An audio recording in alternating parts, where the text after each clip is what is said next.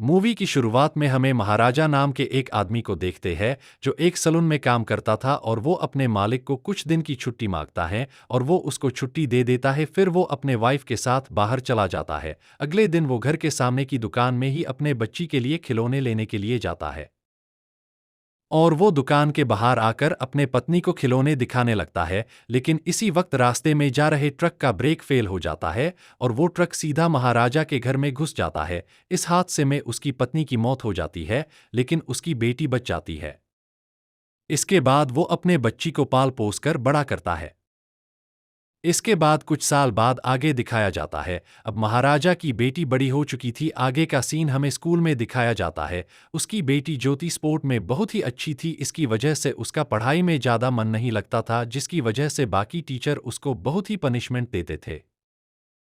लेकिन आसिफा का नाम की एक टीचर उसकी पढ़ाई में बहुत हेल्प करती थी। आगे का सीन हमें महाराजा के सलून में दिखाया जाता है। वहाँ पे महाराजा को ज्योति के स्कूल से फ़ोन आता है। वो उसे स्कूल में बुलाते हैं, लेकिन वहाँ जाने के बाद कुछ वीडियो वायरल होने की वजह से स्कूल का प्रिंसिपल ज्योति को डांटने लगता है। लेकिन महाराजा को गुस्सा आ जाता है। तभी वहाँ पर उसकी टीचर एक बच्चे को लेकर आ जाती है और वो कहती है कि ये वीडियो ज्योति ने नहीं तो इस बच्चे ने वायरल की थी। तभी महाराजा प्रिंसिपल को उसकी बेटी की माफी मांगने के लिए कहता है। उसका गुस्सा देखकर प्रिंसिपल ज्योति की माफी मांग लेता है। कुछ दिन बाद हमें दिखाया जाता है कि ज्योति को स्कूल के स्पोर्ट कंपटीशन के लिए दूसरे शहर जाना था। इसकी वजह से महाराजा को उसकी बहुत ही फिक्र होने लगती है, लेकिन वो उसे जाने के लिए मना नहीं करता। ज्योति के चले जाने के बाद वो बिल्कुल अकेला हो जाता है। इसकी वजह से वो हमेशा सोया ही रहता था। दूसरी ओर हमें एक सेल्समैन दिखाया जाता है जो एक गैरेज में अपनी चश्मा गुम होने की वजह से वहां के एम्प्लॉय को मारने लगता है, क्योंकि वो चश्मा उसकी वाइफ ने उसे गिफ्ट दिया था। फिर वहां पे धारा नाम का आदमी आता है और वो उसे पिटते हुए शाम तक उसका चश्मा लौटाने के लिए कहता है। उसी रात धारा उसका बदला लेने के लिए उसके पास जाता है और उसके सामने उसका चश्मा तोड़ के उसे पिटने लगता है। आगे हमें महाराजा को एक पुलिस स्टेशन में दिखाया जाता है और वो पुलिस को बताता है कि मेरी लक्ष्मी घर से गायब हो चुकी है। तभी पुलिस उसको पूछते हैं कि लक्ष्मी तुम्हारी बहन लगती है या वाइफ, तो वो बोलता है ना तो मेरी बहन है ना ही पत्नी, वो हमारे घर की एक डस्टबिन है। और वो उस डस्टबिन की हर रोज पूजा करते थे, क्योंकि जब उसकी पत्नी की एक्सीडेंट में मौत हो गई थी तब उसकी बेटी ज्योति उसी डस्टबिन की वजह से बच गई थी। इसीलिए वो उस डस्टबिन को बहुत ही प्यार से रखता था। ये बात सुनकर पुलिस उस पर गुस्सा हो जाती है और उसे पागल समझने लगती है। लेकिन महाराजा वहां पर तोड़ फोड़ करने लगता है और कहता है कि जब तक वो लक्ष्मी को खोज के नहीं लाते तब तक मैं यहां से नहीं जाऊंगा। फिर पुलिस वाले उनके सीनियर का आने का वेट करते हैं और जब सीनियर आ जाता है तो वो उसको अपनी कहानी बताने लगता है कि उस रात उसके घर क्या हुआ।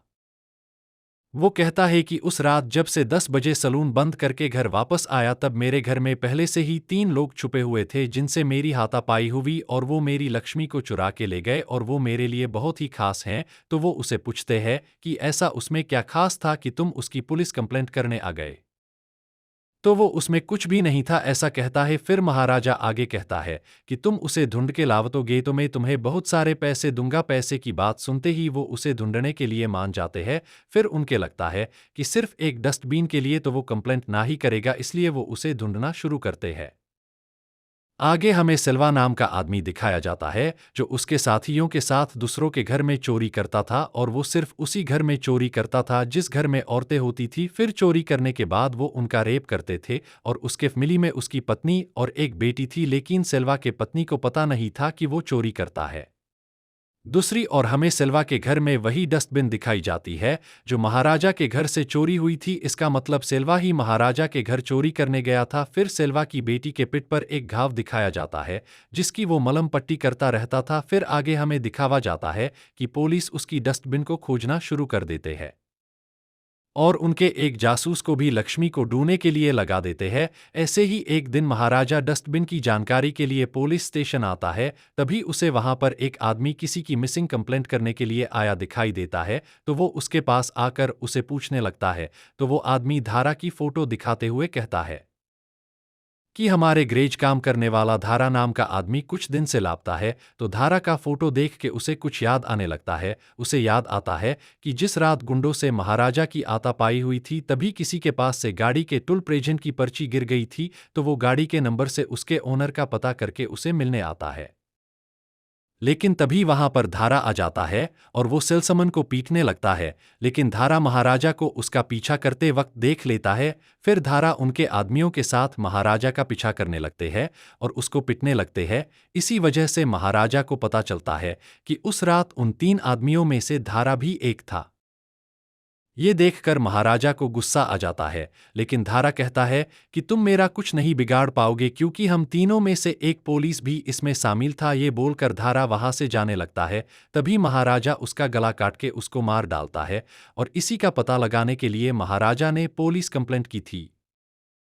फिर आगे का सीन हमें देखा जाता है कि पुलिस उनके आदमी को वैसे ही डुप्लीकेट डस्टबिन बनाने के लिए भेजता है, क्योंकि महाराजा उनको पैसे देने वाला था। दूसरी ओर हमें दिखाया जाता है कि सेल्वा के बेटी का जन्मदिन था, इसलिए वो बेटी को सोने की चैन गिफ्ट देने वाला था, लेकिन घर आते वक्त वो महाराजा के सलून में जाता है। लेकिन तभी ट्रिमर की बैटरी खत्म हो जाती है, तो वो बैटरी लेने के लिए बाहर जाता है। उसी वक्त सेल्वा को कॉल आता है और उसका आदमी उसे बताता है कि न्यूज़पेपर में चोरी की न्यूज़ आई है कि कुछ लोग चोरी करके उनको मार रहे हैं, इसीलिए हमें चौकन्ना रहना होगा। उसी वक्त महाराजा वहां पे आ जाता है और वो उनकी बातें सुन लेता है, लेकिन वो ऐसे दिखता है कि उसने कुछ नहीं सुना। तभी सेविंग होने के बाद सेल्वा वहां से चला जाता है, लेकिन जल्दी में वो उसकी बेटी की चैन सलून में ही भूल जाता है। फिर महाराजा सेल्वा का पता लगा के उसकी चैन देने के लिए उसके घर पहुंच जाता है, लेकिन उसी वक्त सेल्वा को पकड़ने के लिए वहां पे पुलिस आ जाती है। इसी वजह से सेल्वा को लगता है कि महाराजा ने कॉल की सारी बातें सुन ली थी और उसने ही पुलिस को बुलाया है। लेकिन सेल्वा के पत्नी को उसकी सच्चाई पता चल जाता है और वो उसको डिवोर्स मांगती है, और सेल्वा सोचता है कि जेल से बाहर आने के बाद महाराजा से बदला देगा, क्योंकि इसी को वजह से मेरी बेटी और पत्नी मुझसे दूर हो गए। ये सब देखकर हमें पता चलता है कि सेल्वा के जितने भी सिन दिखाए गए ये वो सब पास्ट में हो चुका है, और प्रेजेंट में महाराजा अपने डस्टबिन की कंप्लेंट लिखवाने पुलिस स्टेशन आया था। फिर पुलिस डुप्लीकेट डस्टबिन बनाकर ले आते हैं और उसे वैसे ही तोड़कर पुराना बना देते हैं, क्योंकि जल्दी से वो महाराजा से 1 लाख रुपए ले सके। फिर वो नकली चोर का भी इंतजाम करने लगते हैं, इसीलिए वो पुलिस महाराजा को कॉल करके फिर से वही कहानी बताने के लिए कहता है, ताकि वो नकली चोर को सब बता सके। दूसरे दिन महाराज पुलिस स्टेशन फिर से वही कहानी बताने लगता है, लेकिन तभी हमें एक शॉकिंग बात पता चलती है कि दूसरा 10 बजे उसकी बेटी ज्योति घर गई थी और अंदर वो तीनों चोर पहले से ही घर में थे। ज्योति घर में आने के बाद अपने कपड़े बदलने लगती है और ये सब तीनों देख रहे थे। फिर वो तीनों मिलकर ज्योति का रेप करते हैं। उनमें से सेल्वा जो कि महाराजा का बदला लेने आया था, दूसरा पुलिस वाला जो कि महाराजा की डस्टबिन ढूंढने में लगा था, और तीसरा धारा होता है। दूसरी तरफ महाराजा उसके लिए स्पोर्ट शूज खरीदने के लिए गया था, इसलिए उसको घर आने में देर हो जाती है, और महाराजा जब घर आता है तब तक वो भाग जाते हैं। और अब प्रेजेंट में महाराजा पुलिस को अपने बेटी को उस कहानी से हटा के उसमें अपने आप को रख कर सब बता रहा था कि कैसे चोर आए और लक्ष्मी को चुरा कर ले गए। उसी रात पुलिस वाले उस चोर को कहानी सुनाने लगते हैं, तो वो अचानक से शौक हो जाता है, क्योंकि महाराजा ने सुनाई हुई कहानी बिल्कुल वैसे ही थी जैसे वो उसके घर में घुसे थे। फिर वो सेवा को कॉल करके सब कुछ बता देता है कि महाराजा ये कहानी कुछ और ही बताई है, जिसमें हम सब फंस सकते हैं। सेल्वा कहता है कि तुम नॉर्मल रहो, बाकी सब मैं देख लूंगा। तभी आगे का सीन पास्ट में दिखाया जाता है, जहां पे महाराजा अपने घर आता है और अपने बेटी को उस हालात में देखकर डर जाता है। फिर वो उसे हॉस्पिटल ले जाता है और ज्योति उसे सब कुछ बता देती है, और वो कहती है कि उसी रात एक आदमी के पिठ पर कैसे चोट लगी थी। और आगे वो कहती है कि उन्हें पकड़ के मेरे सामने ले आ वो, क्योंकि मुझे उन्हें पूछना है कि उन्होंने मेरे साथ ये क्यों किया। फिर उसकी हालात देखकर महाराजा पूरी तरह टूट जाता है और वो अपने बेटी का बदला लेके उनको मार डालने की ठान लेता है। फिर अगला सीन प्रेजेंट में दिखाया जाता है, जहां पे चोर महाराजा के घर पे पुलिस को वही सीन दोबारा रिक्रिएट करके बताता है।